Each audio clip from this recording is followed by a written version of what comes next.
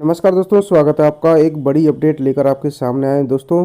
Central employ fitment factor hike 2024 Lok Sabha चुनाव से पहले की मोदी सरकार ने केंद्रीय कर्मचारी और पेंशनरों का महंगाई भत्ता 4% बढ़ा दिया गया है, जिसके बाद डीए 46% बढ़कर 50% पहुंच गया है। अब केंद्रीय कर्मचारियों को 8वां वेतनमान आयोग लागू करने और फिटमेंट फैक्टर बढ़ाने की उम्मीद है।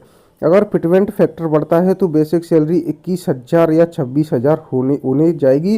हालांकि अभी इस संबंध में कोई आधिकारिक बयान या पुष्टि नहीं की गई है। अंतिम फैसला पीएम मोदी को ही लेना है। इससे पहले 1 फरवरी 2024 को मोदी सरकार द्वारा पेश किए गए अंतरिम बजट के दौरान फिटमेंट फैक्टर की चर्चाएं जोरों पर थीं। तो क्या अपडेट है दोस्तों, आपको बता देते हैं। क्या लोकसभा चुनाव से पहले फिटमेंट फैक्टर 2.57 से बढ़कर होगा 3.68%। दरअसल वर्तमान में केंद्रीय कर्मचारियों का फिटमेंट फैक्टर 2.57 है और बेसिक सैलरी 18,000 है। लंबे समय से केंद्र के कर्मचारी फिटमेंट फैक्टर को 3.68 तक बढ़ाने की मांग कर रहे हैं। ऐसे में माना जा रहा है कि डीए एरियर, पुरानी पेंशन योजना और 8वें वेतन आयोग की उठती मांग के बीच मोदी सरकार फिटमेंट फैक्टर को लेकर कोई बड़ा फैसला ले सकती है। लोकसभा चुनाव को देखते हुए सरकार 7वें वेतन आयोग के तहत कर्मचारियों का फिटमेंट फैक्टर 3 या 3.68% करने का विचार कर रही है। इसे 2026 से लागू करने का विचार हो सकता है। अगर ऐसा हुआ तो बेसिक सैलरी में 6,000 से 8,000 का इजाफा होगा और बेसिक सैलरी 18,000 से बढ़कर 21 या 26,000 हो सकती है। इससे पहले सरकार ने 2016 में फिटमेंट फैक्टर को बढ़ाया था और इसी साल से 7वें पे कमीशन यानी 7वें वेतन आयोग को भी लागू किया गया था, जिसके बाद कर्मचारियों को बेसिक सैलरी 6,000 से बढ़कर 18,000 हो गई थी। बेसिक न्यूनतम सैलरी में होगा बम्पर इजाफा। फिटमेंट फैक्टर का केंद्रीय कर्मचारियों की सैलरी में अहम रोल होता है। 7वें वेतन आयोग में जो पे मैट्रिक बने हैं वे फिटमेंट फैक्टर पर बेस्ड है। फिटमेंट फैक्टर एक कॉमन वैल्यू होती है जिसे कर्मचारियों की बेसिक पे से गुणा किया जाता है और इसी से उनकी सैलरी कैलकुलेट की जाती है। इससे वेतन में करीब 2.5 गुना से अधिक की वृद्धि होती है। उदाहरण के तौर पर यदि किसी केंद्रीय कर्मचारी की बेसिक सैलरी 18,000 रुपये है तो भत्तों को छोड़कर उसकी सैलरी 18,000 इंटू 2.57 बराबर 46,260 रुपये का लाभ उसे मिलेगा।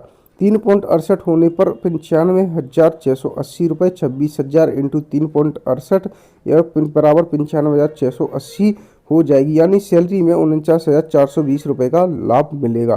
3 गुना फिटमेंट फैक्टर होने पर कर्मचारियों की सैलरी 21,000 इंटू 3 यानी 63,000 रुपये होगी।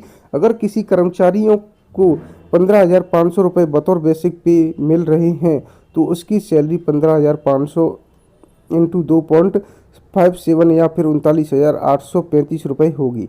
हालांकि अभी आधिकारिक पुष्टि बाकी है। कर्मचारी संगठनों ने उठाई ये मांग, क्या लागू होगा 8वां वेतनमान। तो दोस्तों, महंगाई भत्ते के 50% तक पहुंचते ही अब लोकसभा चुनाव 2024 से पहले 8वें वेतन आयोग की भी चर्चाएं तेज हो गई हैं। इसके गठन को लेकर कर्मचारी पेंशनर संगठन द्वारा केंद्र सरकार को कई तरह के सुझाव भेजे जा रहे हैं। हालांकि बीते दिनों केंद्र सरकार ने साफ कह दिया था कि फिलहाल 8वें वेतन आयोग को लागू करने की कोई मंशा नहीं है। ऐसा प्रस्ताव विचाराधीन नहीं है। बावजूद इसके लोकसभा चुनाव से पहले कर्मचारी संगठन लगातार वेतन आयोग के गठन को लेकर सरकार पर ज्ञापन और पत्र के माध्यम से दबाव डाल रहे हैं। हाल ही में Indian railway technical supervisor association IRTS ने केंद्रीय वित्त मंत्री निर्मला सीतारमण को पूर्व वेतन आयोगों द्वारा की गई सिफारिशों का हवाला देते एक पत्र भी लिखा है, जिसमें तीसरे, चौथे और 5वें सेंट्रल पे कमीशन CPC ने कर्मचारियों के वेतन भत्ते और सेवा शर्तों की समय समय पर समीक्षा करने के लिए स्थायी मशीनरी गठित करने की सिफारिश की है। एसोसिएशन ने कहा कि CPC गठित करने के लिए 10 वर्ष का इंतजार करने की आवश्यकता नहीं है। इस अवधि में पूरा होने से पहले भी वेतन आयोग के गठन पर समीक्षा की जा सकती है। ऐसे में अब केंद्र सरकार को बिना किसी देरी के 8वें वेतन आयोग का गठन करना चाहिए। हालांकि अंतिम फैसला मोदी सरकार को ही लेना है। इससे पहले 7वां वेतन आयोग 2013 में गठित हुआ था, जबकि इसकी सिफारिशें 2016 में लागू हुई थी। वही अब तक हर 10 साल में नए वेतन आयोग का गठन होता है। ऐसे में 2024 में फिर नए वेतन आयोग या सैलरी के नए फॉर्मूले पर विचार की चर्चाएं तेज हो चली हैं।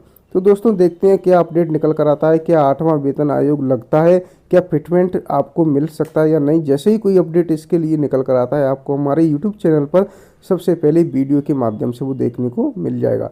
तो दोस्तों आज के लिए इस अपडेट में इतना ही। अब मिलेंगे आपसे नेक्स्ट अपडेट लेकर। हमारे चैनल को सब्सक्राइब करें, बने रहें हमारे साथ हमारे यूट्यूब चैनल पर ऐसे ही।